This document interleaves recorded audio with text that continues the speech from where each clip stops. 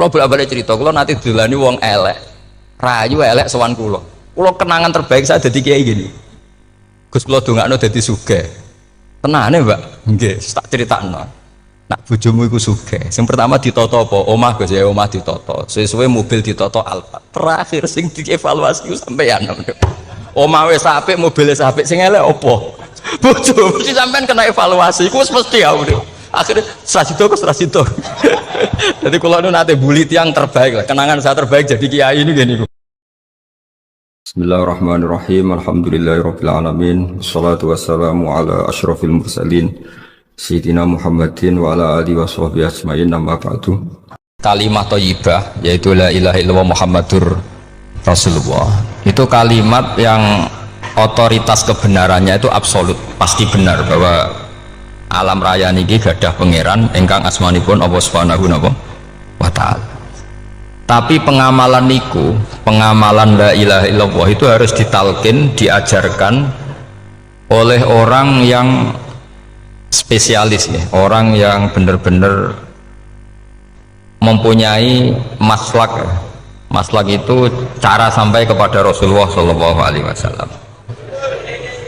Kalau tersemut ketika Mbah Mun sering ngendikan ihdinas siratal mustaqim siratal ladzina an'amta 'alaihim. Terus uniknya di surat Fatihah itu, ya Allah tunjukkan kami ke jalan yang benar. Itu bukan sirotoka jalan jenengan, tapi siratal ladzina an'amta 'alaihim. Saya masih ingat betul ketika Mbah Mun ngendikan Allah itu mboten saged ditiru. Wong Allah mboten dahar, mboten ngombe, mboten tidur. Sing saged ditiru niku nggih padha-padha manusa, sehingga disebut ihdinas siratal mustaqim siratal ladzina.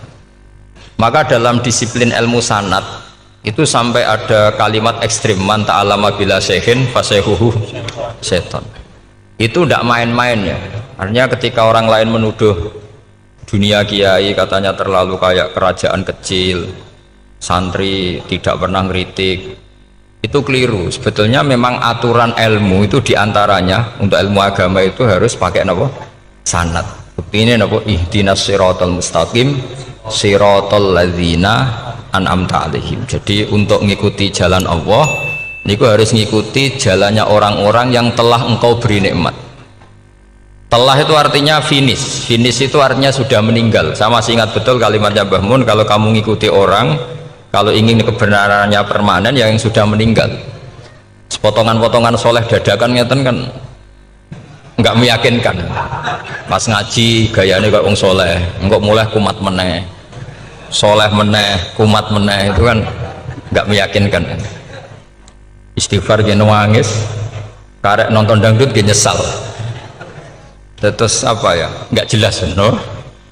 Terus gak kasil maksiat ya nyesal, gak kasil toat gitu nyesal. Itu nanti ikut partai wa akharuna atarafu bidunubihim kholatu amalan sholihah wa akharuna sayyi'ah. Jadi orang-orang zaman akhir itu nyampur aduk antara kebaikan dan keburukan.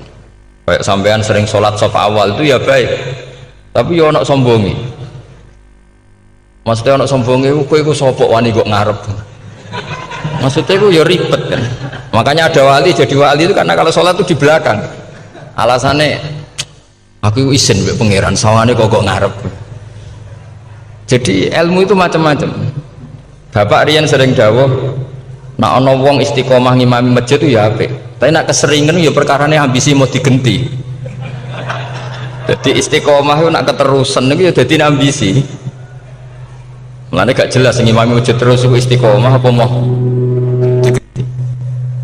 Artinya apa? Hidup ini gak jelas. Justru gak jelas itu bagus karena ketok menusane, napa? Ketok menusane. Sehingga dalam ilmu fikih itu lucu. Lo cerita wali-wali top Abdullah bin Umar niku semadzhab dengan Abdullah bin Abbas. Mboten seneng urip teng tanah haram. Ketika banyak ulama, banyak sahabat senang hidup di tanah haram, alasannya sholat di tanah haram itu seperti 1000 napa? Sholat. Tapi yang dipikir beliau bukan sholatnya, maksiat di tanah haram juga lipatannya sama. Maka rumahnya Abdullah bin Umar itu pas ning perbatasan. Nak sholat bojone ning tanah haram, nak tukaran metu. Jadi ono area tukaran itu dikondisikan steril, jadi masyhur itu. Jadi beliau nak lagi mesra ambek bojone wiridan teng tanah haram, nak tukaran metu sik. Baru tukaran secara meyakinkan karena sehingga kita di Indonesia sebenarnya punya sisi yang luar biasa karena kita tidak maksiat di tanah haram. Jadi bisa saja kita ini orang keren karena tidak pernah maksiat di tanah haram. Apa nasi tahu kaji atau umroh tambah keren karena nggak pernah maksiat di. Karena banyak juga orang yang nangis di Masjid Haram jebule ngenes. Samu naki sing elek bojoku tok.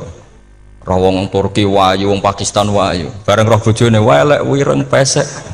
Terus nangis, ya Allah, samu naki sing elek kok bojoku tok. Nah, berhubung wayah haji dikira itu religius, napa? Akhirnya sing wedok gak terima. Samu naki ganteng kabeh sing elek kowe tok. Makanya di haji itu pangeran nyindir faman faradha fihinnal hajja fala rafatha wala fusuqa wala jidala fil hajj. Itu pakai fi ku ing dalem. Jadi potensi maksiat kalau kaji itu fi. Justru pas haji itu pas potensi maksiat. Wong tenggene matof niku nggon tawaf niku. Wis masyaallah wong ayu nggih pirang-pirang, wong ganteng nggih pirang-pirang. Terus mari geger, mergo rebutan ngambung hajar macam-macam. Jadi pulau suwon ijtihad, dia napa ijtihad itu harus kita dengar. Jadi di antara mazhabnya ulama termasuk Abdul bin Abbas itu nempat di Taif. Taif itu dari Mekah 3 jam.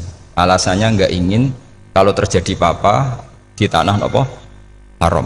Kita tahu Ibnu Abbas itu mengalami konflik politik dengan Abdul bin Zubair. Itu ekstrim betul konflik berdua beliau. Akhirnya beliau milih di tanah haram. Wis tukaran-tukaran lah nak raning tanah. Maksudnya geremeng, bukan tukaran bacaan geremeng lah, geremeng sidik naraning Masjid Haram. Artinya jangan kira orang di Indonesia terus ndak hebat, ya hebat, punya sisi nggak maksiat di tanah haram. Ya misalnya sholat kok ngarep nang Masjid Haram, jebule sholat ya Allah sini wong. Wis kok ngarep paling afdol, jebule paling keliru coba. Mulai takbir yo keliru plus udzon.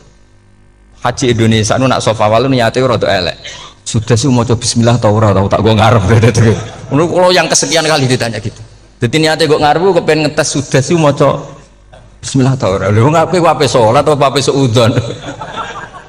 Bantah-bantahan. Aku krungu dhewe tau kok ngarep pancen ra maca. Sing kok guri ora maca tapi lonton ora caku kok ngarep ya kepen krungu nyatane ora. Jadi kok ngarep.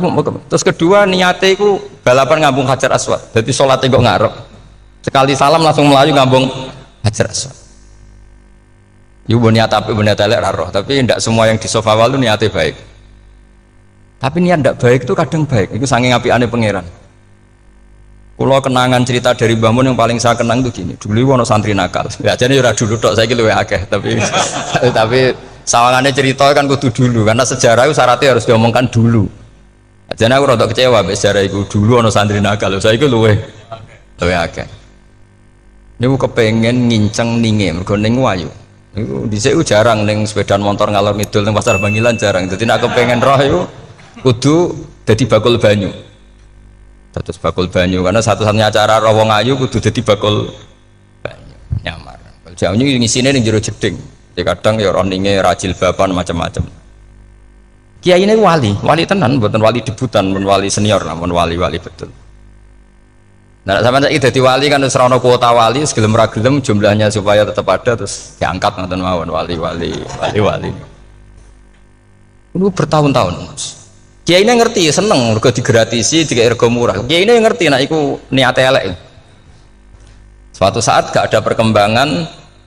Santri ini mulai gremeng karena nggak direspon. Diceluk begini ini. Dia pintu anakku, nggih yai. Kowe sholat ning Masjid Haram sof awal 40 dino jamaah mbok sof awal. Nggih yai. Kok bar tak rapekno anakku. Nggih. Seneng sholat. Hari pertama ya demi dapat istri, hari kedua terus. Suwe-suwe ku ku nyaman.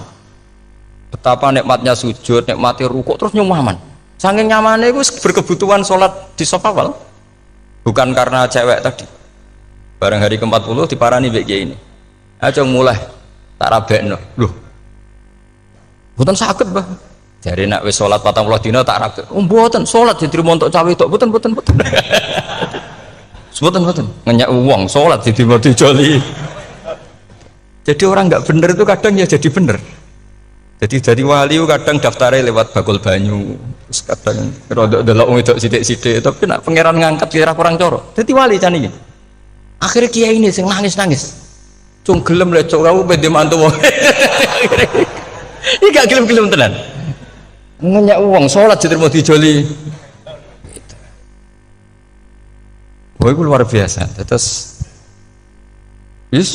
malah nanti ngaji ya, terus ngaji talqinul fikri bahwa pada akhirnya sing paling dhuwur teng hadhihi dar la ilaha illallah. Nah, saya punya cara untuk sampean supaya la ilaha illallahnya itu sah dan meyakinkan. Nah, cara hakim itu sah dan kitab yang sering dibaca Mbah Mun diantaranya untuk kalimat itu kitab Zadul Ma'ad. Iku nak nerangno la ilaha illallah niku luar biasa. Itu kitab kesayangannya Sayyid Abdul Al-Haddad. Beliau ngendikan di antara kitab kesukaan beliau selain Ihya itu kitab Zadul Ma'ad. Itu beliau kalau ngendikan bihadihi ya, maksudnya bihadil kalimah ussisatis samawati wal ardu. Jadi langit bumi dibikin. Jadi beliau mulai berpikir pertama gini, surga dibikin dengan segala kemewahannya itu bagi yang tasdek liman saddaqa bila ilaha illallah wa liman amana bila ilaha illallah. Neraka yang dibikin sebegitu ekstrim sampai anak wong dicemplungno ngenteni 70 tahun lagi ceblok. Wah, itu ora kebayang carane gawe. Entakno bego kan itu. Jadi barang nak diceblokno ning neraka itu cebloke tok ngisor ngenteni pinten? 70 tahun. Makanya kemungkinan keluar dari neraka itu kecil. Agak untuk syafaat itu kecil.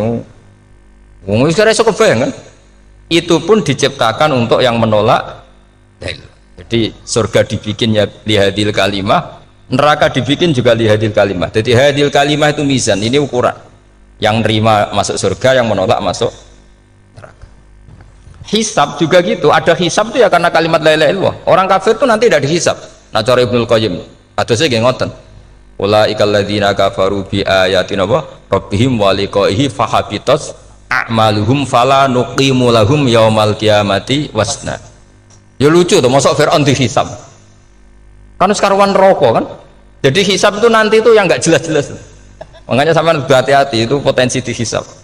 Jadi yang jelas itu udah dihisab. Masuk kanjeng Nabi dihisab kan tidak mungkin. Nabi Ibrahim masuk dihisab, Fir'aun masuk karena yang jelas surganya tidak dihisab, yang jelas nerakanya juga nggak dihisab. Dan nak sing pengajian yo teko, dangdutan yo teko lah ini yang ini yang itu. Ya itu hisab itu. Dulu biskop ya bayar, mlebu masjid ya bayar. Cuma ada biskop 10.000, nak ning masjid 2.000.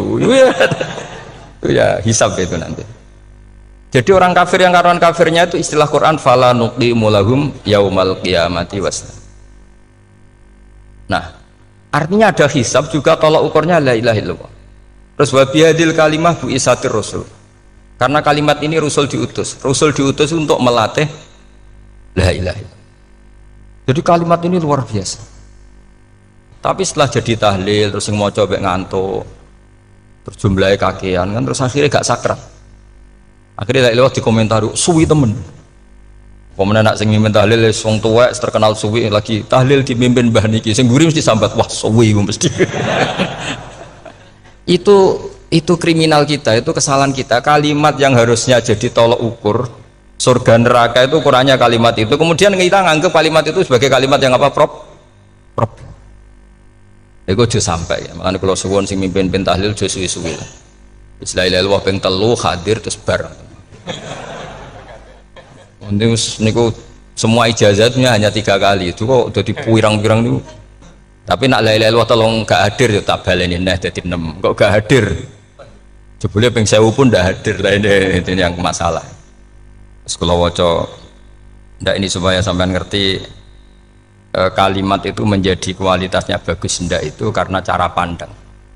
Itu tadi kalau sampean mikir surga dibikin semewah itu dengan fasilitas bidadari secantik itu, semuanya kelas A, itu ya bagi yang menerima la ilaha illallah.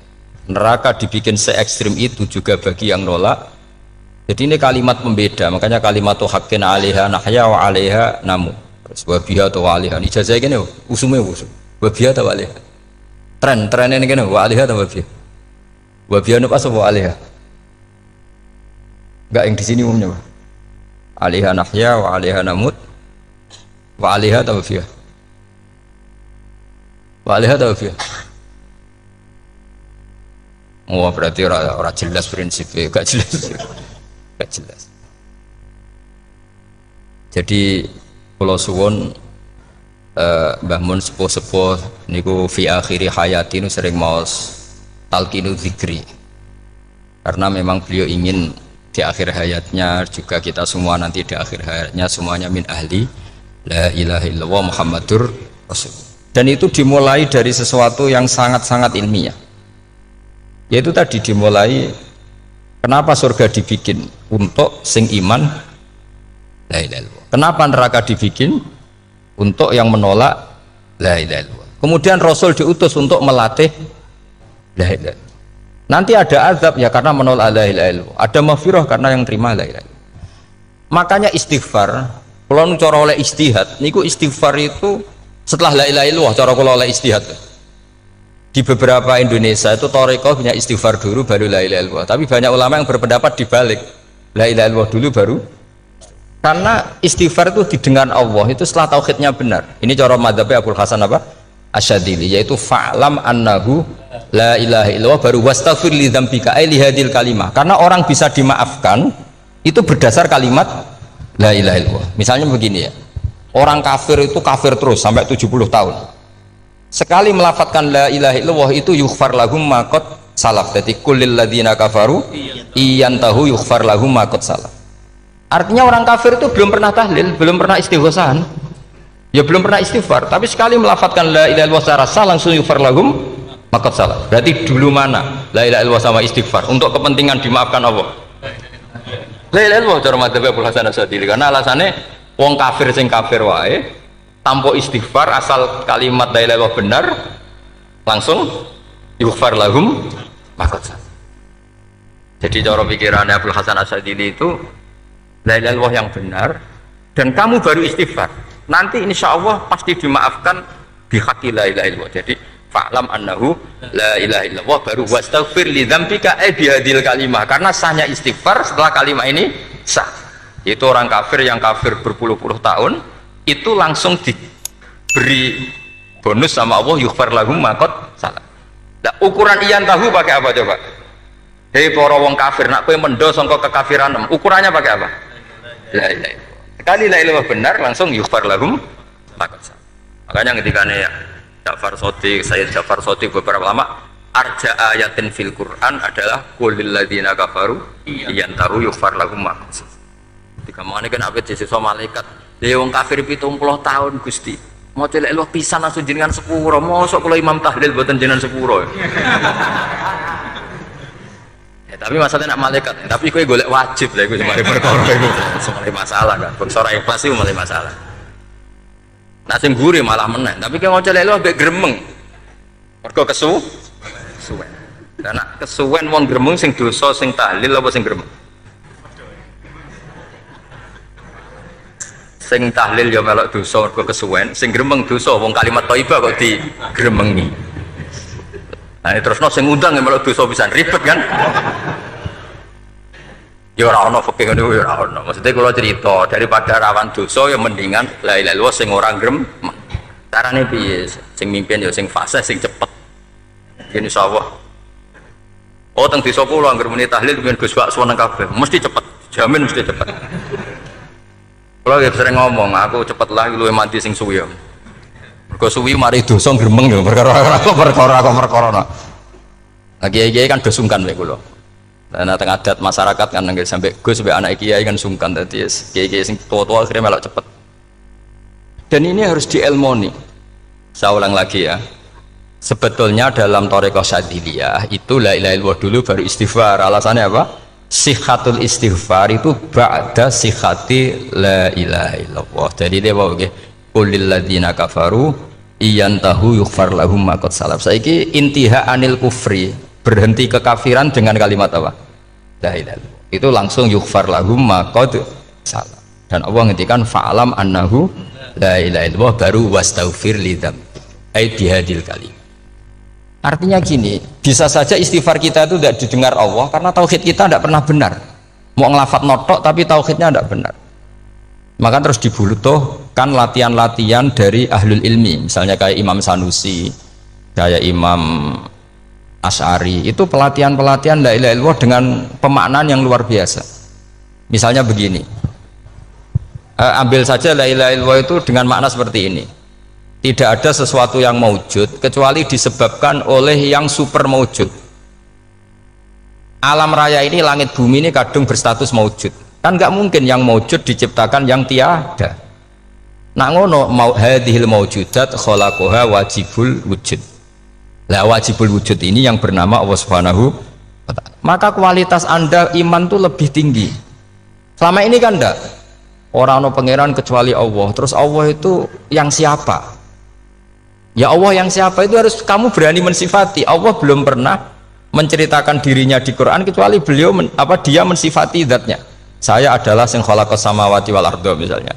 Saya adalah zat yang begini. Karena itu dengan cara itu bisa dikenali.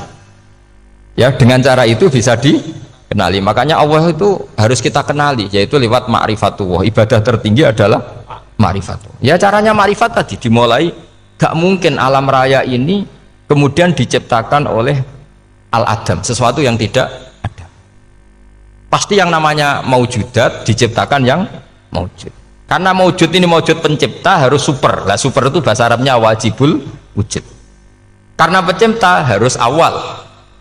Gak mungkin Fir'aun itu Tuhan lahirnya di bumi, berarti dulu buminya ketimbang Fir'aunnya. Tuhan-Tuhan yang lain juga begitu, masa dulu buminya ketimbang Tuhannya. Makanya Allah pasti Tuhan betul karena bersifat awal, bersifat qadim. Nah kalau kamu mulai latihan gitu, iman kamu itu bil bayyinah, dan syaratnya iman yang benar adalah bil bayyinah. Bayyinah itu jelas welo-welo. Makanya semua nabi memaklumatkan diri, qul inni ala bayyinatim mir rabbi lam yakunil ladzina kafaru min ahlil kitab wal musyrikin munfakina hatta ta'tiyahumul bayyinah. Jadi kamu harus punya otoritatif kebenaran sing sampai welo-welo itu layak balus syakka wal irtiyab, sudah agak bisa ragu lagi. Nah saya khawatir kalau kita sudah tidak ngaji seperti ini, la ilaha illallah itu mau rutinitas. Pemenang nak kasiat ribet mana kan? Nak diwaca 1000 kasiat ini, nak diwaca 2000 kasiat, wah itu ngawur lagi. Saya itu kemarin ketemu banyak orang pintar lah di Jogja. Itu saya cerita, mereka tanya saya, Gus kenapa engkau jarang berdoa? Saya bilang saya itu sering berdoa, cuma mungkin Anda tidak tahu kata saya. Doa itu syaratnya harus setelah sihatil iman, imannya itu benar. Dulu ketika Gerwani itu kampanye komunis itu gitu, anak-anak kecil disuruh memejamkan mata, ayo kamu minta permen sama Tuhan, ternyata nggak dapat permen, suruh memejamkan mata lagi, coba minta sama bu guru, terus dikasih apa? Permen. Oh berarti yang ada bu guru bukan Tuhan. Artinya apa? Kalau umat Islam ini Islam ya, Islam ini kamu jual dengan doa, kemudian doa dipakai tolok ukur Islam bener apa enggak, habis kamu. Banyak orang ingin jadi Kapolri, jadi gubernur, jadi apa, mengundang orang-orang kondungo. Terus nyangoni akeh gak mandi, mesti dihujat deh. Dan sing dongo yang ngerti arah mandi, potongan wong seneng duit itu kan insya Allah mandi lah kan kira-kira gitu. Jadi korbannya itu Islam kalau terus menerus doa yang dipakai apa? Transaksi. Maka doa itu nomor 2 atau 3, nomor 1 itu ya iman tadi, ma'rifatullah itu nomor 1. Bukan doa, karena kalau doa dijadikan nomor 1 takutnya itu dipakai ukuran. Makanya ketika orang kafir minta sama Nabi, minta itu ya bahasa Arabnya doa. Untuk mengubah Mekah jadi begini, untuk mengubah Mekah jadi makmur, jadi ada sungainya, roh. Nabi gak mau. Padahal Nabi kalau doa pasti mustajab apa enggak? Tapi andekan itu diturutin, maka ukuran iman selalu pakai doa. Dan itu bahaya jangka panjang, karena Nabi perso pengganti beliau-beliau kamu-kamu yang nanti doanya tidak mandi, itu bahaya, itu tidak prospek cara hitung-hitungan. Iya nak zaman Nabi itu nggak mesti mati. Nah, ketika era sampean, dia nak kiai tenan pak. Kalau dong anak sugih kira kiai kan ribet. Mungkin dewi kiai ora sugih kan ribet kan. Maka kita sebagai ulama itu punya hitung-hitungan. Nah beda dengan pakai ma'rifatullah. Misalnya begini, ini contoh paling gampang. Orang kafir itu dulu mengukur kebenaran Muhammad, mereka tentu manggilnya Muhammad. Muhammad, kalau kamu mengklaim bahwa orang mati bisa hidup lagi, coba mbah-mbah kamu yang sudah mati bangunkan. Kalau bisa berarti kamu benar, kalau ndak ya ndak. Pertanyaannya itu yang faktu bi abaina in kuntum apa? Sodikin. Pertanyaannya, ngukur kebenaran dengan cara itu yang bikin standar siapa? Nah, Nabi itu sempat terdesak karena itu dipakai ukuran. Tapi kalau pakai ilmu mantek, jawabannya lebih gampang. Ngukur kebenaran dengan cara itu versi siapa? Versi saya. Kamu benar itu kalau bisa membangkitkan orang mati. Terus dari Nabi, ya kalau versi kamu ya kamu yang membangkitkan, nanti ditanya bareng-bareng. Loh, ini kan kita seperti itu kan, kita sering. Artinya apa? Islam ini yang bisa mengawal hanya ilmu. Doa itu nomor 2, yang bisa mengawal Islam hanya fa'lam, harus ilmu annahu la ilaha illallah.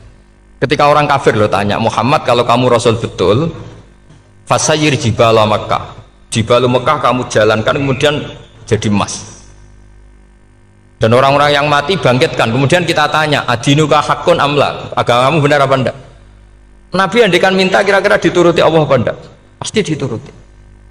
Tapi masalahnya, masa menunggu itu? Masa Allah menjadi Tuhan nunggu itu? Allah selalu Tuhan baik orang percaya atau tidak. Makanya Allah tidak mau nuruti, karena itu jadi problem jangka panjang. Iya, kalau Nabi mustajab doanya, terus era umatnya seperti ini, sing kiai ini bendino dalail ora mesti mandi dongane. Wis sing tirakat lah ora mesti mandi dongane. Nak bab donga niku wis padha wae lah. Misalnya mesti mandi, nak wong waras mesti dinggo donga husnul khotimah, ora dinggo golek sugih, itu mesti amatir. Nah masalahnya nak dinggo husnul khotimah bagi mereka yang kedonyan ya gak ngefek, dianggap tidak prospek. Panjang kan? Makanya itu pinternya Nabi, nomor 1 itu al ilmu, fa'lam annahu la ilaha illallah. Lagi wastaghfir li dzambi. Gimana kalau suwon, kenapa ini cerita Mbah Mun, kenapa akhir-akhir beliau sering talqinu zikri, sering melatih zikir? Itu sirinya diantaranya bahwa kalimat ini harus menjadi kalimat super, kalimat sing alaiha nahya wa alaiha namut wa alaiha nub'ats, atau wabiha nub'ats insyaallah ta'ala minal amin. Yaitu tadi, kita sebagai kiai itu ikut menjaga ini, jangan sampai kalimat ini membosankan. Tahlile suwi barbar segitu ono sing nyoal la ilaha illallah Muhammadur Rasulullah lane kurang panjang, wakaf Taurat terus panjang, bahwa agama ini dimulai hatta ta'tiyahumul bayyinah. Jadi sesuatunya harus benar-benar sampai jelas. Orientasi para ulama dulu itu cara menerangkan la ilaha illallah itu sampai difahami an bayyinatin. Makanya semua nabi memaklumatkan diri kul inni ala bayyinatin mir rabbi, sampai di situ. Dan semua cerita-cerita di tafsir Jalalain, di apa-apa itu ukuran kebenaran itu lam yakunil ladzina kafaru min ahlil kitab wal musyrikin namun fakina hatta ta'tiyahumul bayyinah. Monggo. Maka semua kita itu harus punya kecakapan untuk merangkai dalil. Kalau gak ada pengalaman saking kitab-kitab turos, kitab-kitab dulu. Itu ketika beberapa ulama ditanya, dulu ketika ulama-ulama dulu berdebat tentang apakah imanul muqallid, imannya orang yang tidak bisa berargumentasi tentang Tuhan itu diterima apa enggak, rata-rata ahli sunnah bilang diterima, tapi tetap dengan catatan itu potensi goyah.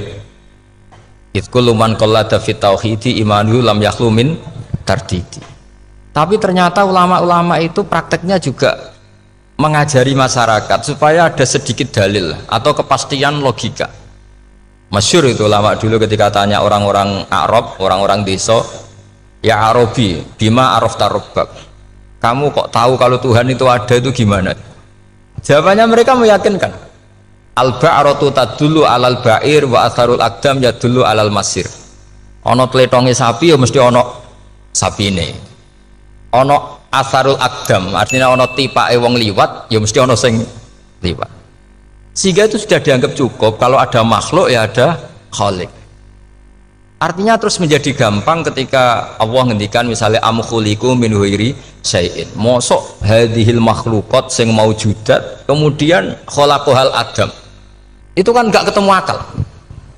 Maka termasuk kekaguman saya sama kitab Fathul Bari sarahnya Bukhari itu ngendikane wa hadza sing inda ahlil mantak yusamma iltizazan aqliyan, bahwa agama ini harus ada kenyamanan secara akal.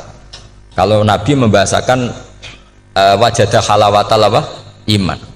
Iman yang manis itu misalnya kita profesor, kita ilmuwan, kita seorang yang top, yang paling cerdas di dunia.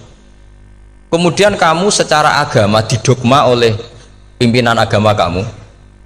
Kebetulan pimpinan agama kamu misalnya komunis. Terus diberi ajaran misalnya hadhil maujudat khalaqahal adam. Yang maujud ini diciptakan ketiadaan. Kan mungkin profesor lah mesti stres. Piye wong Adam kok ciri utama ketiadaan ya layu asiru saya tidak ngefek.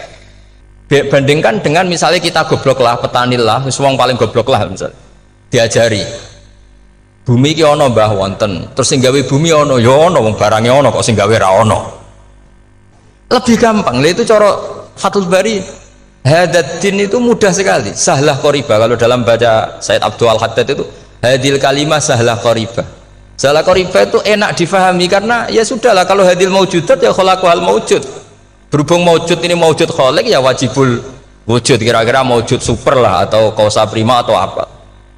Jadi segampang itu ulama menerangkan tauhid. Nah khawatir saya kalau penjelasan seperti ini sudah hilang terus mau wong takok kasihate nak maca sakmene paket ngene, nak sakmene paket ngene. Lah anak ramadi terus mental. Jute la ilaha illallah ya ngobos. Nah ini kan jadi tersangka.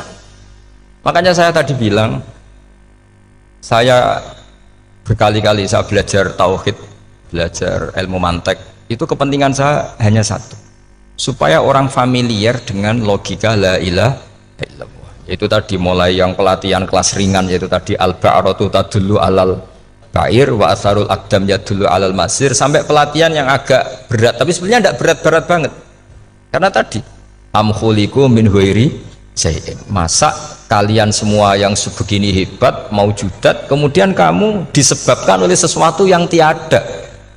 Iku mbok sampean profesor lah iku ora iso logika, wong barang ra ono kok nyebabno. Al-aqdam yadullu alal masir. Jadi ono teledong ya mesti ono sapi ini. Ono tipak tracaane tak kaki ya berarti ono sing barli liwat. Artinya hadil alam ini atharun min athari kudrati. Sekolah suwun kula wau mun maca sanad talqinu dzikri dari Mbah Mun, dan saya berharap kita ini saling menopang. Makanya saya Gus Zofur itu sering belajar mantek sampai belajar usul fikih, karena nggak bisa kita tanpa ditopang ilmu-ilmu seperti itu, tidak bisa, karena banyak khurafat, banyak syubhat. Termasuk penumpang paling gampang adalah Anda berislam secara senang, secara ceria, supaya tidak kepikiran nyuwun sewu pindah agama atau pindah ke yang macam-macam. Makanya diantara rumusnya Islam itu raditu billahi robba. Raditu itu puas, sampean cari di kamus, ridho itu puas, marem. Ojo mbok maca di pangeran Allah pah-pah. Makanya kalau berharap jenengan jangan sering berdoa, nanti gampang kecewa. Karena potensi tidak mandinya lebih tinggi gitu loh. Jadi pokoknya seneng pangeran. Pangeran ku sapa sing gawe langit bumi, sing ngekek oksigen ora usah bayar. Sing aku elek lah ya payu rabi. Nyifati pangeran sing wis terjadi lho. Ora usah bayangno. Wah aku jaluk jadi bupati ya ora jaluk sugih ribet. Lho kula kecelok wong alim mboten nate nyifat donga nemen-nemen. Sing wis kliwat ya. Ngaku ya wong narukan nyatane payu rabi. Umume wong di mobil kuwi di mobil. Umumnya wong bingung ya sering melok bingung, sudah sebetulnya. Lho kok sampean ora top ya coba. Wong melarat sekolah ya ora tamat, ya tetep oleh menghirup napa oksigen. Presiden seneng jadi presiden, kowe ngopi untuk utangan ya wis semenang. Semulai ra diusir bojo ya wis semenang. Sebenarnya seneng itu gampang. Mbok yo nyifati pangeran sing wis gampang-gampang lah, kayak di Quran itu nyifati Allah itu. So alhamdulillah alladzi atamani wa saqoni. Aku semelaratlah nyatane kelar mangan. Ya sudah yang gampang-gampang. Lah sampean ndak kakian donga ben sugih. Kula bolak-balik cerita, kula nanti dolani wong elek. Rayu elek sowan kula. Kula kenangan terbaik saya dadi kiai gini. Gus kula dongakno dadi sugih. Tenane, Mbak? Nggih, tak critakno. Nak bojomu iku sugih. Sing pertama ditoto apa? Omah Gus ya, omah ditoto. Suwe-suwe mobil ditoto Alphard. Terakhir sing dievaluasi ku sampeyan. Omah wis apik, mobil wis apik, sing elek apa? Bojo mesti sampean kena evaluasi. Iku wis mesti ya. Akhirnya serasito. Jadi kalau nu nate bully tiang terbaik lah. Kenangan saya terbaik jadi kiai ini gini ku. Akhirnya, iya Gus. Kan gak mungkin. Omah suwapi, mobil suwapi. Coba yang kamu evaluasi apa tuh? Mulai artinya sudah lah, tidak usah kepengen itu dikurangi lah. Hubungan kita dengan Allah itu mensifati itu insya Allah pasti lebih indah. Ya misalnya kita Islam ya alhamdulillahilladzi hadana li hadza ma kunna linahtadiya laula. Sudah, tapi sekali sampean mikir sak rewangi Islam yo mesti mlebu swarga. Oh mesti kena waswase setan, tak jamin. Sak rewangi salat yo mesti swarga. Tapi nak sampean alhamdulillahilladzi ja'alana minas sajidin wasyakirin aman. Maka alhamdulillah itu kalimat paling keren. Makanya da'wahum fiha subhanakallahumma wa tahiyyatuhum fiha salam wa akhiru da'wahum alhamdulillahirabbil alamin. Jadi pokoke ngoten. Sore ora usah kakek njaluk. Karena potensi ndak mandi itu tinggi. Sampean ndak kutub, ndak ahdal, ndak abdal, ndak apa saja. Wis donga wis umume wong-wong lah. Dunia hasanah fil akhirati hasanah wa qina adzabannar. Hasanah wa bi artine pokoke hasanah. Pokoke hasanah fil akhirati ya hasanah. Senara iso hasanah ya rabi jauh jenenge hasanah pokoke sementing. Karena kula niku pengalaman dadi kiai, suangger wong kok kakean donga mesti kakean ngeluh. Ya karena potensinya ndak mandi. Jajal sampean ndonga apa jajal? Selama ini kan njuk mapan yo ora tau mapan. Njuk sugih yo rakus, wis diparingi cara pangeran wis maringi jebule sampean ingin lebih. Makanya saya mohon sekali, jadi hubungan dengan Allah itu nomor satu itu syukur. Syukur itu di atas takwa. Di Quran itu ada fattaqullaha la'allakum tashkurun. Jadi takwa itu supaya ke derajat syukur. Karena tadilah cobalah dilatih. Saya pernah ngecek orang yang sekarang dugem menikmati maksiat dengan orang yang takwa mensyukuri tidak maksiat, itu nikmatnya itu masih tinggi nikmatnya orang yang syukur karena berhasil meninggalkan maksiat. Makanya kamu yang syukur bengi-bengi seradi duit ning kamar wudu bariku ngelamun cucuk esok yes alhamdulillah gak maksiat. Kira usah bayangno terus tahajud qiyamul lail iku wis para habaib para ulama wis kira ramakome lah seperti itu. Terus ramakome tangi turu seradan tempiring itu alhamdulillah sing gampang-gampang ya. Dan itu memang ajarannya Nabi. Jadi Nabi itu kalau bikin ajaran itu orang sing asbaha aminan fi sirbi sesuatu mu'afan fi badani indahu kutu yaumi faka'an nama khizat lahu dunya bi khadafiriha. Jadi Nabi bayangkan mirip man asbaha aminan fi sirbi ngontrak ya ora diusir sing di omah, kumpul mertua ya ora diusir mertua, kumpul bojo ra diusir bojo, aminan fi sirbis, mu'afan fi jasadis, urip nak guyu do banter wis bengak-bengok. Indahu kutu yaumi dina iku iso mangan. Iki fakaan nama khizat lahu dunya bi khadafiri. Anggap ae kowe itu sak donya. Lha wong paling sugih gawe kolam renang paling 100 meter persegi. Kowe ndelok laut renang sak kapoke. Pokoke urip sing gampang itu. Kok senengane repot to? Senengane repot. Pokoknya kalau kepengen itu jenengan syukur lah. Pokoknya lho gimana niki pokoknya niki kampanye syukur lah. Pokoknya karena tadi coba yang biasa dongo-dongo itu dikurangi lah. Syukurnya dulu yang lho sampean tak arani. Doa yang mandi itu dimulai apa? Asana Allah. Tinggi mana doa dengan syukur? Syukur. Nabi itu kalau berdoa itu nyifati Allah panjang sekali. Alhamdulillah hamdan katsiran terus wa hamdan wa fi ni'amahu wa yukafi mazida ya rabbana lakal hamdu kama yanbaghi li jalali wajhika azim sultanik la nuhsi sana'an 'alaika anta kama athnayta 'ala nafsik antal muqaddim wa antal muakhir. Wus panjang. Sampean kan gak muqaddimah suwidi. Dongane sing dawa. Wis gak dia 13. Kalau kan sering mau ikhya itu kalau muji pangeran itu sampai lupa Imam Ghazali saking panjangnya.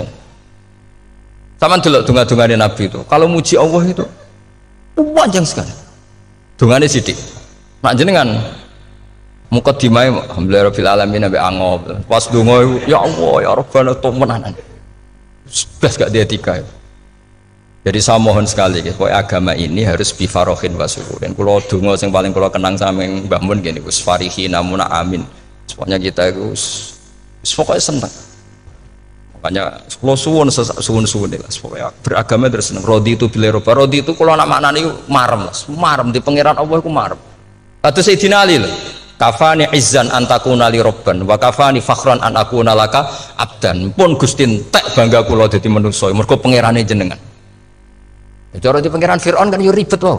Wis mati, tenggelam dadi ton. Terus wa kafani fakhran an akuna laka abdan. Kula nu seneng banget mergo dadi kawulane jenengan. Misale dadi kawulane presiden ya iso coplok. Kawulane menteri kadang ketangkep KPK. Kawulane wong sugih kadang bangkrut. Ribet kan? Makanya beliau ngendikan kafani izzan antakuna li robban wa kafani fakhran an akuna laka napa abdan. Terus niki kalau rati provokatif lah. Semergi zaman akhir sampai pandemi ngeten ora syukur ribet. Setelah saya jadi kiai dan penelitian, saya itu berkali-kali didatangi dokter, tentara, juga polisi. Mereka sering bilang gini, Gus saya ini dokter negeri. Saya ke NTT, ke Papua, karena saya muslim, berkebutuhan Islam, maka dibikinkan musola, dibikinkan masjid. Kalau kiai tidak bisa, bikin sendiri urunan mau narik siapa itu. Mau narik tarikan di jalan yang mau nyumbang siapa. Tapi kalau kebutuhan negara karena tugas negara ya difasilitasi negara dan tidak dianggap misionaris karena negara.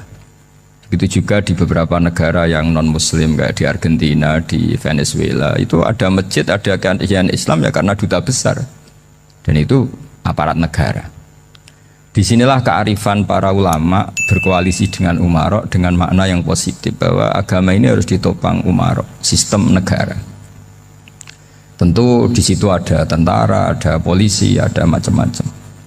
Kita sebagai kiai juga nggak berdaya di depan para bandar narkoba apa-apa kalau nggak ada BNN. Kita mau apa dengan korupsi kalau nggak ada KPK? Sehingga kearifan para guru-guru kita, mulai Mbah Maimun, bapak saya sendiri, NU, Muhammadiyah, semua ormas-ormas Islam itu pasti maulah kerjasama. Karena kita siapa ya? Kalau ndak kerjasama. Dan di antara pesan Rasulullah SAW adalah yaduwahi ma'al jamaah. Jadi apa ya, kebersamaan itu sudah berkah. Fa inna yadawahi ma'al jamaah. Jadi berkah. Lalu kenapa saya kalau ngaji bawa kitab? Ini agak sebetulnya itu lazim. Lazim itu suatu yang harus. Tapi karena kelamaan mubalek itu tidak pakai kitab. Seakan-akan bawa kitab itu yang aneh. Sebenarnya aneh mereka. Karena begini logika simpelnya ya. Umat Nabi ini berhak dapat apa coba? Berhak dapat warisan yang paling luhur, paling hebat, paling jernih. Apa itu Quran dan hadis? Pertanyaannya, siapa yang paling punya hak otoritatif untuk menerangkan Quran hadis? Ulama. Ulama yang mana? Ya yang kapabel, yang sudah diakui dunia kayak Imam Ghazali, Imam Bukhari, Imam Syafi'i. Artinya kalau kita tidak pakai materi itu ulama mendapat pikiran kita, bukan mendapat pikiran mereka. Saya ulang lagi, kalau kita tidak pakai materi yang otentik, yang orisinil, umat ini mendapat pikiran kita, bukan pikiran mereka. Maka saya berusaha supaya teman-teman atau semua umat Islam dapat pikiran-pikirannya Imam Ghazali, pikiran-pikiran Imam Bukhari, pikiran-pikiran Abdul Qasim Al-Junaidi, kejernian-kejernian Abu Yazid Al-Bustami. Kejernian itu diantaranya adalah misalnya makalah yang menurut saya itu makalah yang super. Jadi untuk ngadepi krisis karena COVID atau karena apalah, itu lama dulu sederhana sekali. Beliau punya rumus yang mungkin jarang didengungkan orang, tapi saya akan kampanye rumus ini. Al-istighna, hakikatul istighna itu adalah al-istighna anis syai' labihi. Jadi pemenuhan kebutuhan yang sebenarnya adalah kita berusaha menghindari sebanyak mungkin kebutuhan yang sekunder, yang enggak penting. Bukan memenuhi semua yang kita inginkan. Jadi misalnya begini ya, kalau kita lapar, itu keinginan kita itu makan enak apa asal makan? Tentu jawabannya asal makan yang sehat. Tapi kalau nuruti nafsu kita, makannya yang enak, teman makan ya enak. Terus di warung yang favorit. Ini kan satu kebodohan. Kenapa untuk makan saja butuh definisi sekian banyak? Yang kita harus kecewa, warung favoritnya bisa sudah tutup. Atau kita ke sana harus macet. ribet. Yang benar-benar arif dan bijaksana itu adalah al-istighna anisya. Sesuatu yang tidak mendesak itu jangan jadikan kebutuhan. Sehingga kalau kita puasa misalnya, semua makanan itu enak karena kita sangat lapar. Sehingga Abul Qasim Al-Junaidi ketika ditanya, ma'idamu to'am, lauk makanan itu apa? Jawabannya lucu, alju, lapar. Kalau kamu lapar ya semuanya enak. Ini sudah mulai hilang. Kita bilang makan enak itu ya sate, ya gulai, ya pizza yang kita senang. Akhirnya apa? Untuk nikmati nikmatnya Allah itu kita jadi ribet. Apalagi yang orang-orang fasik harus ditemani perempuan yang tidak halal misalnya, atau harus ada ajudan, ribet. Nah pertanyaannya, orang yang ribet sama yang nggak ribet itu pinter mana? Pinter yang nggak ribet. Nah ini kearifan-kearifan yang mulai hilang. Lalu siapa yang bisa mewarisi itu? Ya ulama. Jadi ulama itu cara berpikir sebenarnya simple. Makanya mereka sering kalau tahajud itu, di antara makalah Sayyidina Ali paling terkenal dan yang menjadikan beliau punya derajat yang luar biasa itu adalah kafani izzan antakuna li robban wa kafani fakhron an akuna laka abdan. Ya Allah, saya ini sudah begitu mulia, begitu terhormat dan sangat-sangat terhormat karena yang menjadi Tuhan itu Engkau. Jadi rumus pertama itu karena menjadi Tuhan itu Engkau. Hanya Tuhan yang abadi, Tuhan yang pertama, hanya Tuhan yang al-awwal. Coba ya Allah, kalau saya ini punya Tuhan Fir'aun, punya Tuhan mati jadi tontonan lagi, itu kerennya di mana coba? Andaikan kita punya Tuhan Fir'aun, atau punya Tuhan yang asal usulnya manusia, apapun hebatnya manusia itu, kita punya Tuhan manusia itu. Tuhan yang lapar, yang kalau nggak makan mungkin pingsan, mungkin bisa kena COVID, nanti Tuhannya diisolasi. Kayak apa?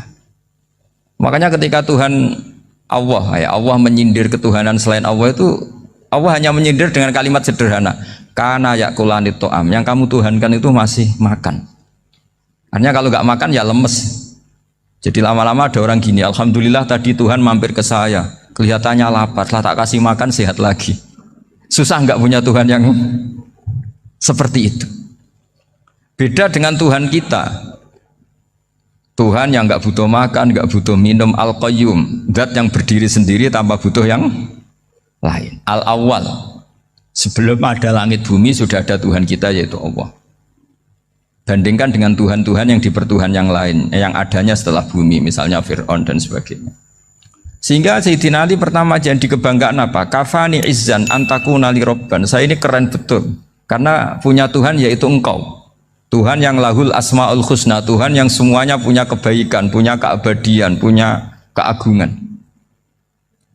Terus wa kafani fakhron an akuna laka abdan, dan saya bangga sekali karena saya menjadi hambamu. Kalau saya jadi hambanya Pak Rektor ribet kan? Sudah tak hormati ternyata nanti tidak rektor. Ya kan ribet kan? Terus pokoknya ribet. Jadi budaknya manusia itu ribet. Makanya ada seorang wali datang ke temannya yang jadi presiden atau jadi raja. Datang ke situ karena tidak punya uang, mau minta uang karena temannya raja. Setelah sampai sana ternyata temannya ini karena orang soleh pas berdoa, ya Allah saya minta ini, minta ini, minta ini. Terus si wali tadi pulang. Tanya, kenapa kamu pulang? Ternyata dia sama, masih minta-minta kayak saya. Jadi sederhana dia. Sama-sama minta kamu, minta zat yang kamu mintain katanya.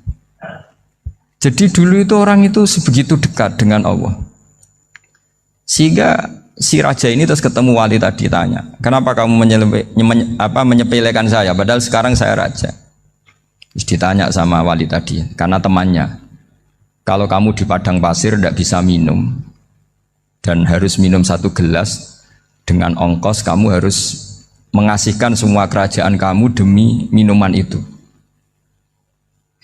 Pilih mana, minuman apa tetap jadi raja? Ya saya milih bisa minum. Saya tidak raja tetap hidup, tapi kalau nggak minum mati. Bagaimana Anda bangga dengan satu kerajaan sing la yusawi kak samain, yang tidak sama dengan segelas air. Jadi artinya terus mereka melihat jadi raja itu ya biasa, jadi presiden biasa, jadi rektor biasa. Karena mereka biasa berlogika hakikatul izzah itu ya taqarrub ila Allah, yang benar-benar terhormat itu ya dekat dengan Allah. Begitu seterusnya mereka bikin paradok-paradok yang aneh, tapi itu menjadi pelajaran. Bapak saya Ki Nur Salim itu senang baca anekdot Nasiruddin Koja. Itu kalau bikin orang-orang aneh, itu dia datang ke satu pesta, pakai baju lusuh, pakai sarung lusuh atau celana lusuh, sama Sohibul Bait yang punya acara dibiarin. Setelah dibiarin dia pulang pakai jas, pakai dasi, pokoknya keren. Dihormatin, pakai alpat, pokoknya dihormatin. Silahkan. Pas dia disuruh minum, minumannya itu disokkan saja ke sakunya. Jas, kamu harus minum yang banyak, karena kamu yang dihormati, bukan saya. Terus makanannya semuanya diletakkan di saku, ada yang apa? Ayo kamu makan yang banyak. Alpatnya juga gitu, dikasih sate apa? Ayo kamu makan yang banyak. Mereka tidak melihat saya, melihat kamu. Wah, akhirnya orang satu pesta itu istighfar semua, berarti kita ini salah.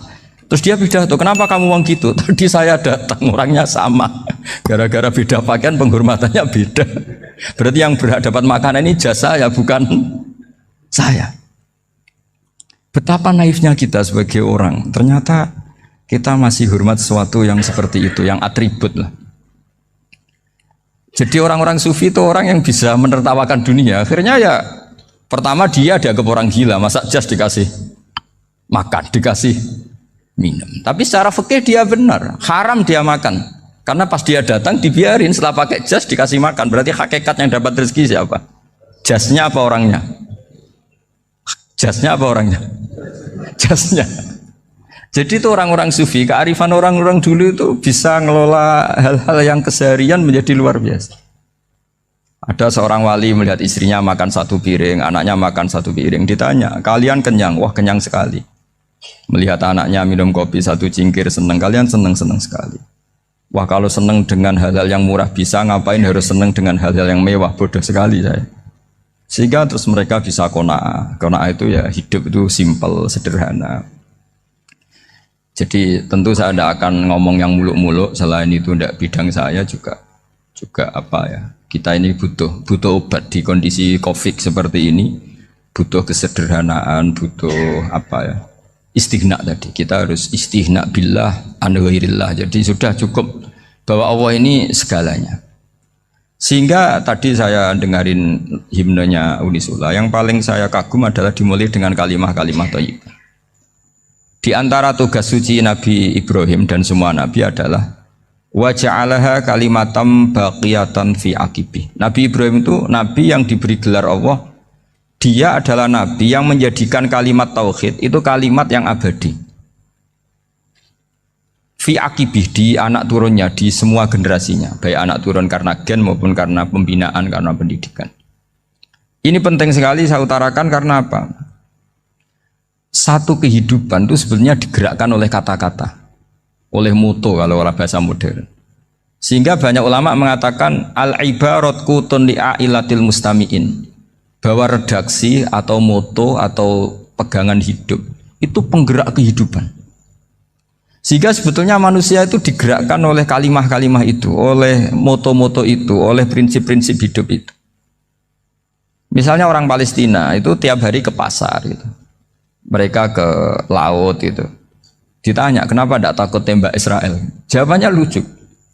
Kena tembak ya mati, nggak makan ya mati, nggak kerja ya mati. Ya sudah, sama-sama mati ya mendingan aktivitas normal. Tapi saya tidak menyarankan itu untuk melawan COVID. Ini cerita saja nanti. Kamu jangan provokator itu. Karena ini wilayah sensitif. Jadi banyak orang yang poligami, kalau ditanya alasannya gitu, istri satu ya cerewet, dua ya cerewet, mendingan 4 katanya. Ya banyak ya gitu. Tapi ada yang kebalikan, istri satu cerewet saja hampir jantungan, apalagi 4, tinggal matinya kan gitu. Itu semua yang menggerakkan itu kalimat. Kalimat itu satu pegangan. Banyak orang loh yang nggak ingin jadi rektor tuh banyak loh Pak Bejo. Jangan kira semua dosen ingin jadi rektor. Melihat rektor sibuk rapat mempertahankan reputasi Unisula, terus sering pegang kepala. Ngapain repot-repot? Jadi tukang sapu aja dapat gaji, ngopi, rokokan, selesai. Bodoh amat jadi rektor, mikir orang banyak. Banyak loh orang yang nggak ingin jadi presiden tuh banyak. Karena ngopi nyaman, nggak ada yang ganggu. Mau tidur sampai jam 9 siang juga gak ada yang ganggu. Sehingga mereka melihat pegawai negeri itu gak keren, orang kok diatur jam, disiplin. Itu memang cara Allah membagi rahmat. Mau kamu apakan coba? Cara syukurnya dia seperti itu. Bapak saya dulu tuh sering ngajarin saya, diajak jalan-jalan pagi-pagi. Melihat orang ngopi, makan uduk itu bapak seneng. Kok enak jadi wong awam. Ngene esuk-esuk nyemak bocah kesel kabeh kono enak ngopi rokokan. Bapak kadang iri sama orang awam itu iri. Sudah gitu berharap masuk surga kan enak sudah gitu. Tahu-tahu mati, tidak tahu ke surga apa ke neraka ya tidak tahu. Jadi nah orang dulu itu orang yang bisa mensederhanakan dunia.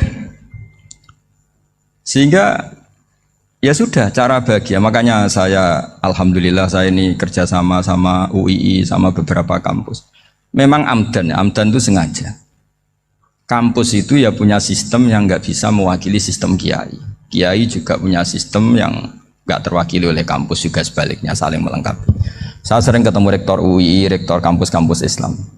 Mereka cerita, Gus pendidikan pondok harusnya dimodernkan gini-gini. Saya bilang, kalau pondok modern kayak kampus itu nanti saya ketemu Allah nggak bisa jawab. Kenapa Gus? Saya beri contoh gini.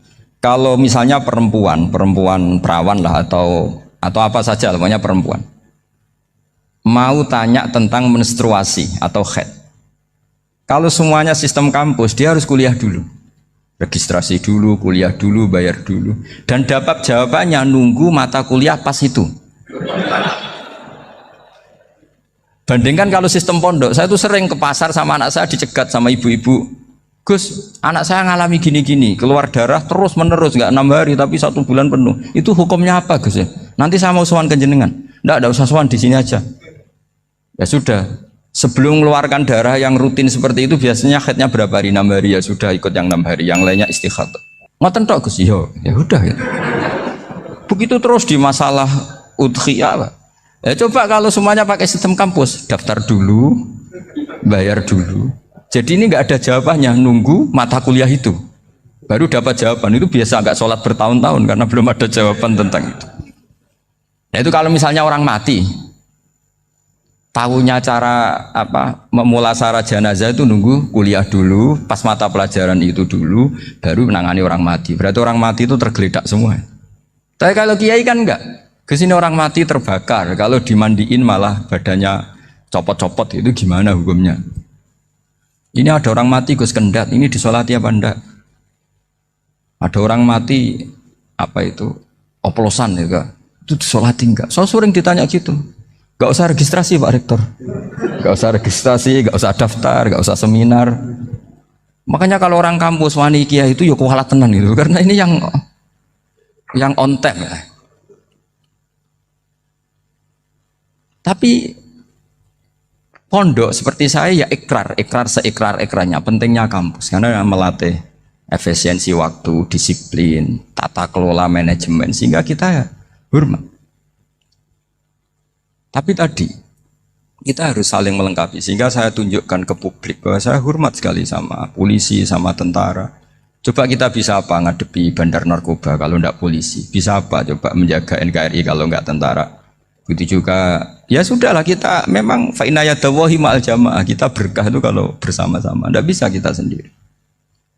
Nah lalu orang kayak saya itu ya beberapa kali sebetulnya saya itu ditawanin jadi dokter honoris causa apa. Kekhawatiran saya satu Pak Bejo, takut pas nggak punya uang itu dokter gak di duit kan gak pantas gitu. Jadi repot gitu, daripada beban lah sudah lah nggak usah dokter. Jadi kalau nggak punya uang ya pantas, terus kalau ngebis ya pantas. Suatu saat kalau mati nggak ada yang hadir ya pantas, nggak dokter gitu. Kalau sudah dokter kok masuk neraka,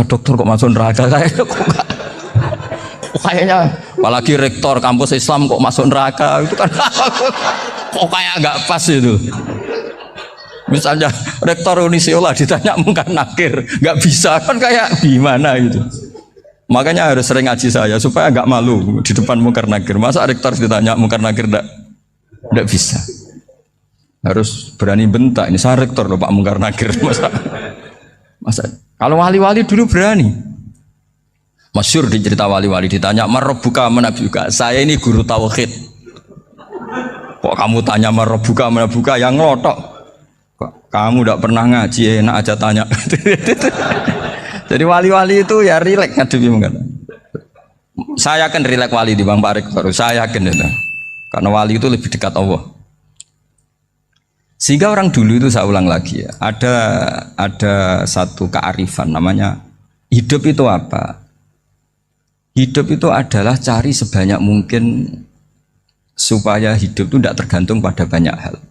Sehingga misalnya cara berpikir orang-orang modern itu sebenarnya banyak orang-orang ilmuwannya nggak ngagumi Amerika. Bukan karena angkuh ndak.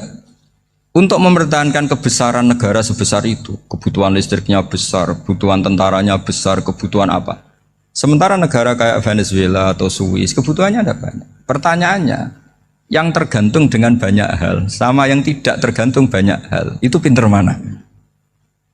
Kalau dibalik pertanyaannya gitu, negara-negara maju itu tidak keren kalau dibalik pertanyaannya. Orang yang untuk mempertahankan eksistensinya banyak, butuh banyak hal, dengan yang tidak butuh banyak hal, itu pinter mana? Orang yang bahagianya nunggu jadi dokter, nunggu jadi kiai besar, kiai viral, dengan orang yang bahagia cukup dengan ngopi, itu pinter mana? Tapi kalau dibalik pertanyaannya, orang yang tahunya nikmat hanya kopi dengan nikmat yang banyak, pinter mana? Makanya Mbah Mun tuh kalau guyon itu lucu. Aku ikut saake, ambek wong desa sing mlebu swarga. Saya dulu eskal mlebu swarga kok disakeni. Akhirnya beliau memberi penjelasan. Wong desa iku roe pakanan enak, iku mau kopi mbek uduk. Lah swarga iku mau nuruti sing dikarepno. Akhirnya semua mangan, wis ngopi, nguduk, ngopi, ora roh pakanan liyane iku ora roh. Nasi mandi yo ora roh, pizza yo ora roh apa-apa. Terus saya bilang, wah lah niku nak nganti selera tentang wanita cantik. Iku juga sederhana. Rodok pesek ya wis cantik, rodok ireng ya wis. Apa bidadarinya seperti itu karena saking enggak pengalamannya. Jadi surga itu kan nuruti apa yang diinginkan. Kira-kira keinginan orang kampung kalau di surga itu apa coba? Makanan apa coba? Ya nggak senengnya ketemel gemblong itu. Artinya malaikat lebih suka nangani surganya orang-orang kampung timbang Pak Rektor. Ini sudah ribet ini. Makanan apa saja sudah dicoba ya. Terus kalau di mall tahu orang macam-macam, seleranya macam-macam pasti. Enak mana kalau sampai jadi malaikat pelayan surga? Suka ngelayani orang kampung apa yang orang kota? Orang kampung kan?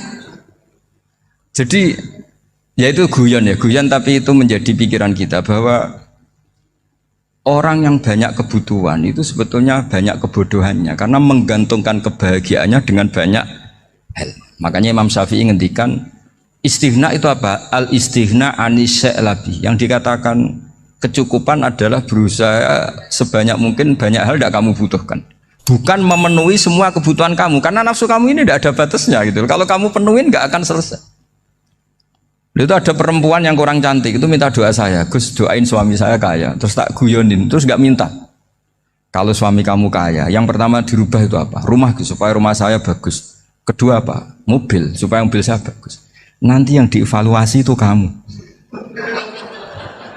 Mobil bagus, Alphard, rumah mewah, istrinya kamu. Pasti itu dievaluasi. Langsung nggak usah, sudah gini aja kan. Jadi pertama yang dievaluasi itu kaya itu, coba kalau suami kaya itu yang dievaluasi pertama rumah ya, rumah ganti. Setelah itu apa? Mobil. Kira-kira berikutnya akhirnya harus bagus, nggak jadi. Nabi Ibrahim itu pernah minta umur panjang, keren umur panjang. Sama Allah nggak dijawab. Datang orang tua gitu mertamu ke Nabi Ibrahim, terus disuguhi dikasih kurma. Apa itu? Kok kurma apa? Anggur yang sudah matang sekali, sudah dimakan. Setelah dimakan meler keluar lagi, dimakan lagi meler lagi. Terus Nabi Ibrahim masuk lagi ke kamar. Ya Allah, doanya tak cancel. Nanti kalau saya tua kayak itu. Jadi Allah itu nggak jawab langsung tapi ngirimkan itu. Akhirnya ya Allah nggak jadi. Nanti takut itu. Saya pernah ngalami jadi kiai tadi, ada ibu-ibu ya nggak pati cantik lah. Suaminya tuh miskin sekali. Minta doa saya supaya kaya. Bareng tak kasih pertimbangan itu udah nggak usah nggak jadi. Jadi itu kearifan. Tapi kearifan ini harus kita tanamkan. Saya nggak bisa membayangkan Indonesia yang besar ini, andai kan tidak ada qanaah, nerimo ing pantum. Coba sekarang ada Covid. Andai kan Indonesia tuh kayak Prancis. Saya beberapa kali punya tamu orang yang hidup lama di Prancis, bahkan dapat istri orang Prancis. Itu dulu nggak begitu mencintai Indonesia. Tapi setelah di Prancis 2 tahun, wah Indonesia hebat. Di Prancis itu kata dia kalau cerita, semua kebutuhan masyarakat itu dibebankan ke negara. Apa saja minta negara, apa saja nyoal negara. Sementara Indonesia, coba kalau Indonesia mengalami seperti ini kok tidak ada qanaah rimo ing pantum, bisa kios Indonesia. Orang miskin nyalahkan negara, kelaparan nyalahkan negara, apa saja. Tapi barokahnya dididik kiai, jogeman nyalahno wong liya. Sore pun romo ing pandum, diame. Sampai gak ngerti kalau Covid. Banyak tuh orang-orang kampung itu, orang lugu-lugu itu. Mbah niki saking Covid, salam ning Covid, muga-muga umure panjang. Dikira Covid itu nama orang yang ahli sosial itu. Mbah niki dana saking Covid. Matur nuwun sampekno salamku, muga-muga umur panjang. Bingung kan yang nganterin ini. Ini gimana yang mau menjelaskan? Memang nggak paham. Ribet kan. Tapi saya pastikan bahwa dengan keadaan seperti ini kita bahagia, kita stabil, itu jelas barokahnya kalimat tadi, moto tadi atau pegangan hidup tadi. Makanya disebut al-ibarat qutun li ailatil mustami'in, bahwa redaksi atau kata-kata atau pegangan atau filosofi hidup, apalah namanya itu adalah penyemangat. Penyemangat. Karena kata-kata ini memang luar biasa. Ketika sahabat perang demi kebenaran, zaman itu ya pasti benar karena yang dibela Nabi. Dulu itu kan enak zaman Nabi, yang dibela mesti benarnya, musuhnya mesti salahnya. Sehingga dulu itu memang harus tegas. Kalau sekarang mau tegas gimana? Yang kamu bela tidak mesti benar, musuhnya tidak mesti salah. Ribet kan kalau misalnya saya tukaran sama Pak Rektor, kamu mau bela mana kan bingung. Saya tidak mesti benar, saya tidak Nabi. Pak Rektor apalagi nggak mesti benar lagi kan? Ribet kan? Jadi kalau kita mau perang sekarang itu mau pede gimana? Enggak.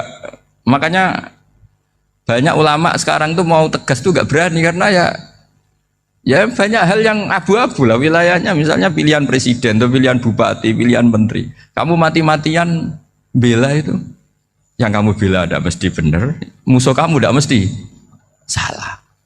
Misalnya pilihan bupati, wah ini kabupaten ini baik kalau bupatinya ini, yang satu bilang ini, terus tim suksesnya kamu tanya, kamu yakin? Ya tidak juga. Lah kenapa semangat? Kan sahabotohnya paling alasannya ya itu aja, bukan yang lain. Beda dengan zaman Nabi, Nabinya mesti benar, Abu Jahalnya mesti salah. Kan enak, aturan mainnya jelas. Singkat cerita dalam perang itu banyak sahabat yang ngalami luka, ngalami apa gitu. Kemudian curhat ke Nabi, ya Nabi gara-gara derekkan jenengan, ngikuti jenengan saya harus ngalami seperti ini, seperti ini. Ngiranya orang itu diapresiasi sama Allah keluarnya. Ternyata sama Allah gak diapresiasi. Malah diturunkan ayat intakunu ta'lamuna fa innahum ya'lamuna kama ta'lamun wa tarjuna minallah malah yarjun. Kalau kamu sakit karena perang, orang-orang kafir itu ya sakit. Itu saja berani padahal demi kekafiran. Wa tarjuna minallah malah yarjun. Padahal kamu punya nilai lebih yaitu berharap kepada Allah yang mereka tidak punya. Saya jadi kiai itu ya kadang mangkel. Karena yang benci ya benci, yang seneng itu ngel-ngel loh kayak Pak Bejo. Jadi semuanya ribet. Nah iya, yang benci ya ganggu, yang seneng ya ganggu, tambah nemen. Seribet. Tapi kalau sudah ingat bandar narkoba, mereka berhadapan dengan polisi, kadang ditembak karena kesalahannya terlalu fatal. Antar persaingan mereka juga bisa tembak-tembakan karena merebut pasar narkoba. Itu saja mereka berani. Kok kita yang jadi kiai kadang dicium tangannya, dihormati gak berani, hanya takut apa ya musibah-musibah kecil lah, atau problem-problem kecil. Lah iya, kalau kita bandingannya gitu. Kalau kamu mau tahajud kedinginan, itu masih nanti dihisab Allah itu gitu. Maling ayam itu keluar malam-malam, hanya dapat ayam. Itu gak takut dingin. Ya gak takut digebuki masa. Kamu mau tahajud saja takut dingin. Makanya nanti hisabnya orang soleh itu nanti dijajarkan orang dolim. Terus diperbandingkan. Wah itu habis kamu kalau itu. Jadi misalnya Unisula mau rapat, tapi ini malam, kalau malam dingin nanti sama masuk angin. Wah anak-anak pang di perapatan aja berani kamu. Kalau sudah perbandingannya gitu tuh ribet kita nanti. Makanya itu kalimat itu moto atau filosofi hidup. Sehingga diulang lagi nasihat itu. Iyam saskum korhun fakodu masal koma korhum mislu. Kalau kamu kena luka, orang-orang yang nggak benar juga akan kena luka. Itu aja berani demi ketidakbenaran. Masa kamu demi kebenaran enggak berani? Akhirnya orang itu, ya itu kalimat, itu heroik. Makanya kita ini penting ya, makanya tadi himne Unisula dimulai kalimat thayyibah. Karena kalimat ini yang menjaga kita kalimat ini. Misalnya tentang Tuhan. Kenapa orang Islam imannya kokoh seperti ini, termasuk yang sudah hidup di Amerika, di Australia, di mana-mana. Itu ya barokahnya ajaran atau barokahnya kalimah. Saya sebut kalimah saja pakai bahasa santri. Karena la ilaha illallah itu dalam tradisi santri disebut kalimatu haqqin alaiha nahya wa alaiha namut wa alaiha nub'ats. Ada yang riwayat wa biya nub'ats insyaallah taala minal aminin. Kenapa mereka di mana-mana meskipun sekolah di Amerika, di Australia, bahkan di Uni Soviet tetap mukmin? Itu barokahnya ajaran yang benar. Allah itu siapa? Tuhan. Tuhan itu sifat dasarnya apa? Awal. Dia harus wujud awal sebelum makhluk yang lain. Sehingga ketika ada negara yang maju, yang tertib, manajemennya tertib, masyarakatnya makmur, tapi punya Tuhan yang tidak seperti itu, tidak awal, itu sudah gak nyaman. Karena ndaklah keren Tuhan saya, karena Tuhan saya itu al-awwal, zat yang pertama. Tuhan saya keren lah, zat yang gak mati. Tuhan yang gak mati, yang gak pernah mengalami kematian. Sehingga tontonan atau yang dilihat kenikmatan-kenikmatan yang lain ini tidak mengubah dia pendirian tentang Tuhan. Karena mantapnya satu kalimat tadi bahwa Tuhan itu ya harus satu, harus awal, harus tidak mati, tidak rusak, tidak mengalami apa-apa yang membahayakan. Sehingga ketika ditawarin Tuhan yang lain meskipun menjanjikan secara finansial atau kemakmuran, mereka gak tertarik. Itu coba, itu barokahnya makmur apa barokahnya ajaran? Barokahnya ajaran. Sering negara Islam itu kalah makmur dengan mereka, tapi barokahnya ajaran ini tetap apa? Tetap Islam. Makanya Nabi Ibrahim, Nabi yang sukses bikin wa ja'alaha kalimatam baqiyatan fi aqibi. Sehingga kita ini bekti sama orang tua misalnya, itu ya karena ajaran. Suwargamu itu karek wong tuamu. Nak wong tuamu ridho, Allah ridho. Nak ora ridho, Allah ora ridho. Ridho wa fi ridhol walidain wa sakhatu wa sukhtu wa fi sakhatil. Sehingga ketika ada orang tua yang agak brengsek gitu, anak-anak tetap hormat. Punya orang tua yang miskin, yang sudah miskin, tukang tombok nomor, banyak kan di kampung gitu. Ya tetap hormat. Coba kalau dari awal kita ngajari orang tua kamu hormati ya, kalau baik, kalau enggak usah. Bisa geger Indonesia. Tapi barokahnya ajaran-ajaran itu Indonesia tertib karena ada ajaran. Nah ini di sini pesantren dan Unisula semua harus berkontribusi membuat ajaran yang benar itu adalah ciri utama Islam. Sehingga Islam ini dimulai dengan ajaran kalimatu haqqin alaiha nahya wa alaiha namut. Sehingga kita tenang seperti ini. Saya ini termasuk kiai yang tenang. Meskipun kata orang banyak saya ini kiai besar, tapi termasuk kiai yang paling tenang. Termasuk yang paling tenang. Karena saya ini pakai mazhab orang-orang hebat. Saya berkali-kali cerita, orang kayak Imam Syafi'i itu orang yang luar biasa. Saya berkali-kali cerita, orang yang tadi nyium tangan kamu ya Imam Syafi'i, di belakang tuh ngerasani kamu, menghujat kamu. Jawabannya enak saja. Berarti saya alhamdulillah orang yang wibawa. Buktinya di depan saya nggak berani. Jadi enteng saja. Diceritain sebagian kampung, sebagian separuh dari warga kamu itu nggak suka kamu. Ya bagus lah nggak suka saya, nggak akan utang duit saya. Di mana-mana orang utang tuh karena teman dekat. Kalau nggak seneng pasti minimal nggak utang, nggak pinjam mobil, nggak pinjam apa. Berkah mana yang seneng sama yang gede? Jadi dianggap enteng saja. Semua yang dialamin dianggap enteng saja. Misalnya punya istri pemarah, ya baguslah marahin suami. Kalau marahin tonggo malah ribet. Jadi kamu harus terima kasih kalau dimarahin istri. Baguslah marahin saya mah, kalau marahin tonggo ribet. Jadi enteng saja. Tapi kita sekarang tuh karena nafsu ya, sehingga menghadapi hidup ini ribet. Ulama dulu kalau mau mati itu senengnya bukan main. Sudah lama saya ini ingin nggak maksiat. Kayaknya nggak maksiat paling efektif itu mati. Ya tidak apa-apa Gusti, kalau sebaiknya mati ya mati aja. Enteng saja. Jadi melihat kematian itu akhir dari segala keburukan atau potensi keburukan. Apapun baik kita sekarang, suatu saat mungkin kita nggak baik. Yang bisa menghentikan ketidakbaikan atau potensi ketidakbaikan itu apa coba? Mati kan? Berarti mati itu mengerikan apa menyenangkan? Mesti kamu tidak berani menjawab.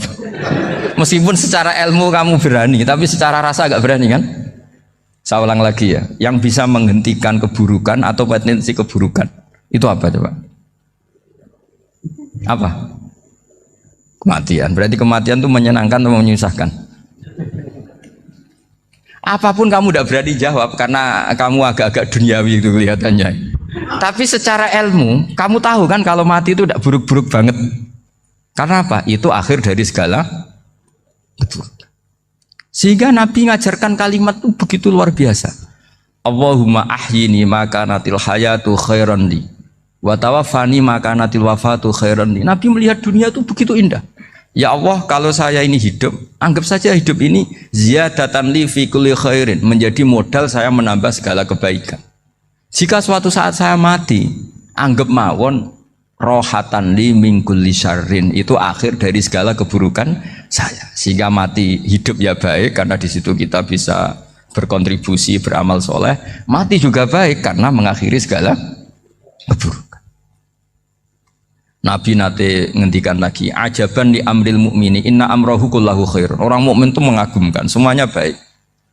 In asobathu na'ma syakara fakana khairan lah. Kalau baru dapat nikmat dia syukur, maka itu baik. Wa in asobatu dharra sabara, kalau dapat masalah mereka sabar, itu juga baik.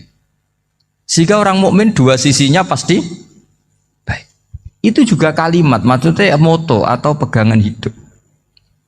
Nah berikut ini saya beri contoh, ini kenangan saya, ini contoh terakhir. Masalah jadi orang terkenal maupun tidak. Di sini dicontohkan Imam Ghazali di halaman 367 di kitab saya 367, juznya 3 di kitab Ihya Ulumuddin. Di sini beliau cerita betapa untuk menjaga ikhlas sebaiknya orang itu tidak terkenal, tidak syuhrah, tidak terkenal. Oke, itu kita sepakat ya, karena kalau terkenal mungkin orang dipaksa publik dengan tanda kutip untuk selalu berbuat baik, tapi karena jaim lah, jaga image atau apa. Tapi ketika dibalik pertanyaannya, kamu rela yang terkenal itu orang nggak benar, sementara yang orang benar itu nggak terkenal. Lalu masyarakat taunya yang tidak benar. Kalau pertanyaannya dibalik gitu, orang baik wajib terkenal enggak? Kalau pertanyaannya dibalik seperti itu. Dokter yang benar tidak terkenal, yang malpraktek terkenal. Kamu ingin kondisi seperti itu? Gak ingin kan? Kampus yang bagus gak terkenal, kampus yang bagus gak terkenal, yang gak bagus. Nah, artinya apa? Gara-gara olah kata, olah pikiran, ini logika jadi rubah. Lagi-lagi apa? Jawaban itu ada di kata-kata sebetulnya. Makanya bab-bab seperti ini tidak usahlah kita berdebat, berpolemik. Sebaiknya orang itu humul, menutup diri, apa sebaiknya orang terkenal, itu nggak perlu seperti itu. Sudah terserah Tuhan saja. Makanya saya mulai dulu ngaji sampai sekarang itu ya tidak punya punya ikon tertentu atau punya website tertentu, enggak. Sudah terserah pangeran. Sudah saya juga tidak sok suci materialistik atau enggak, ya tidak mikir saya. Bukan apa-apa ya, karena saya ini kiai, jadi biasa urusannya sama Allah, tidak sama makhluk. Jadi pusing kalau sama sarah-sarahnya makhluk itu pusing. Meskipun rektor kalau nasihati saya pasti tidak saya terima, itu tetap makhluk, itu sudah ada ngefek kalau saya itu sudah ada itu. Bukan karena saya sombong, ya memang makhluk betul gitu, bukan. Cuma nasibnya bejo aja, tapi makhluk tetap makhluk. Saya beri contoh ya. Ini makalah yang ditulis Imam Ghazali. Ya. I'lam aslahakallah anna aslal jah wa intisarus sayyid atau sayyidi wal istihar bahwa mazmum itu balil mahmudu al-khumulu illa man saharahu wa ta'ala linasri dini min ghairi takallufi talabi syuhrati minhu. Jadi kalau kamu ingin ibadah kamu selamat, ya kamu jangan terkenal. Tapi resikonya adalah kalau kebaikan itu tidak terkenal maka nggak dikenali. Kalau nggak dikenali berarti masyarakat hanya punya percontohan yang tidak baik karena yang baik tidak terkenal. Jadi itulah ulama-ulama dulu. Jadi apa-apa itu dibanding-bandingkan. Kemudian nanti kelihatan jawabannya itu kelihatan. Jadi ulama dulu itu biasa ngarang misalnya afatun nikah, sisi negatifnya nikah, harus ngurmat istri, harus macam-macam, kalau terlantar itu ya dosa. Seperti tadi Pak Marsudi cerita, kalau orang ngapalkan Quran itu takut lupa, kalau lupa itu jadi dosa. Pertanyaannya, kalau semua orang takut lupa, takut dosa, semua orang nggak hafal Quran karena potongan-potongan lupa. Cara berpikir tidak seperti itu. Kalau berpikir ya namanya hafalan ya inginnya hafal, kan nggak ingin lupa. Lah nanti kalau takdirnya lupa karena hal-hal yang dimaklumi oleh syariat itu nggak yang termasuk dosa. Yang dosa itu lupa tak liwiri udhrin syar'iyyin, lupa yang tidak ada sebab yang apa? Syar'i. Tapi lupa bawaan EQ-nya tidak bagus, lupa bawaan sering dibentak. Oh itu nggak masalah karena bawaannya orang tertekan itu ya lupa. Coba kamu hafal Quran, terus punya kredit jatuh tempo, pas hari itu aku yakin nggak cerdas sudah. Itu bawaannya orang tertekan itu pasti lupa. Jadi ya saya teruskan ya. Jadi terus ada makalah yang sangat bagus sekali tentang itu. Saya baca ya. Wa yadullu ala dzalika anna Allah azza wa jalla amaral anbiya'a bi idharil amali lil iktida wa khassahum bi mansibin nubuwah. Wa la yajuzu ayyudhanna bihim annahum khurrimu afdhalal amalen. Jadi orang yang terlalu mendewa-dewakan khumul itu menutup diri. Oke itu baik karena dengan khumul, dengan menutup diri Anda tidak riya, Anda tidak pamer. Tapi kata Imam Ghazali, kamu juga harus ingat di antara syaratnya Nabi itu harus mengumumkan kalau beliau itu seorang Nabi. Harus memaklumatkan kalau beliau seorang Nabi supaya bisa diikuti. Caranya sholat harus diumumkan sehingga Nabi itu mengatakan harus jamaah. Karena dengan cara jamaah itu bisa shollu kama ra'aitumuni usolli. Coba kalau Nabi sholatnya nggak diperlihatkan, kamu harus sholat yang benar. Caranya gimana ya Rasulullah? Itu rahasia. Bingung nggak kira-kira? Bingung nggak? Ya misalnya amal rahasia selalu lebih baik. Terus ada pertanyaan, Nabi ngendikan kamu sholat yang benar, caranya gimana Nabi? Ya itu rahasia. Terus gimana coba? Tapi Nabi ngendikan apa? Shollu kama ra'aitumuni usolli. Ya sudah kamu sholat, niru saya sholat. Berarti Nabi sholatnya diperlihatkan apa disembunyikan? Diperlihatkan. Jadi begitu juga saya berkali-kali bilang, orang tahu kalau itu bidan ya berdasar tulisan itu bidan. Tahu kalau itu dokter gigi ya itu dokter gigi. Jangan sampai gara-gara tidak ada tulisan mau beli alat bangunan di dokter gigi, mau periksa gigi di toko bangunan. Gara-gara apa? Nggak ada maklumat. Nah, di sini ulama-ulama selalu memaklumatkan dirinya. Termasuk Imam Ghazali ketika ngarang kitab dinamai Ihya Ulumuddin, bahwa kitab ini bisa menghidupkan ilmu-ilmu agama yang mulai hilang. Begitu seterusnya. Jadi ini ngaji ya. Jadi orang itu harus ngerti ya. Jadi jangan nuruti emosi sendiri atau logika sendiri. Bahwa saya suka humul, ya monggo. Agama Islam menyediakan sarana itu. Uzlah itu ya punya sisi kebaikannya sendiri. Tapi syuhrah terkenal asal tidak nuruti nafsu juga punya sisi kebaikannya sendiri. Setidaknya umat ini punya satu master kebaikan yang mudah diakses. Tapi tadi saya ulang lagi, jangan karena hadun nafsi, jangan karena kepentingan pribadi. Makanya di sini disebutkan wa yadullu ala dzalika ay ala syuhrah anna wa ta'ala amarul anbiya bi idharil amal lil iktida. Allah selalu memerintahkan para nabi kalau ngamal kebaikan ya harus dimunculkan supaya bisa ditiru. Yaitu tadi kita tidak bisa bayangkan kan kalau misalnya Nabi menyuruh kamu harus sholat yang benar, kemudian sholatnya Nabi sembunyi. Lalu ditanya, Nabi saya niru siapa? Wah itu rahasia, kamu nggak boleh lihat sholat saya, saat takut tidak ikhlas. Ribet kan? Sehingga jamaah itu statusnya tetap harus. Nah bedanya harus ini ulama berpendapat harus yang apa? Fardu kifayah. Tapi fardu itu maknanya harus. Tapi bukan berarti kalau nggak jamaah sholatnya nggak sah, nggak. Tetap tapi statusnya jamaah tetap apa? Harus. Nah barokahnya harus ini orang yang baru sholat, sholatnya langsung bener karena ada yang diikutin. Coba kalau mantan dukun baru sholat terus sholat sendiri, itu mesti mirip mantra itu. Karena dia tidak ada master percontohannya. Tapi barokahnya ada master, orang paling bodoh pun kalau sholat ya bener, karena standar ada komandonya, ada imamnya. Sehingga Imam Ahmad malah berpikir keras, syarat sahnya sholat itu harus jamaah. Cara pikirannya Imam Ahmad keras sekali beliau. Jika kalau orang sholat sendiri kok ada orang lain yang maunya berjamaah harus bayar, orang itu harus bayar demi sahnya sholat. Itu madzhabnya Imam Ahmad. Tapi kalau madzhab Syafi'i hanya mengatakan itu fardu kifayah, yang kalau satu komunitas gak mau melakukan semuanya apa? Dosa. Ya jadi ini sebelum sesi ringan tanya jawab, hanya 2 saja tanyanya, nggak boleh banyak-banyak, nanti nggak pulang-pulang saya. Jadi tak baca lagi biar dapat berkahnya Imam Ghazali. Wa qala qaumun asirru afdalu minal alaniyati. Terus kata sebagian ulama al alaniyah itu afdal minas sirri. Terus diperbandingkan baik yang mana amal dipertontonkan sama ndak. Terus kata Imam Ghazali, kalau orang itu bisa jaga tidak riya, maka sebaiknya dipertontonkan karena kebaikan harus yang muncul, bukan yang tidak baik yang muncul.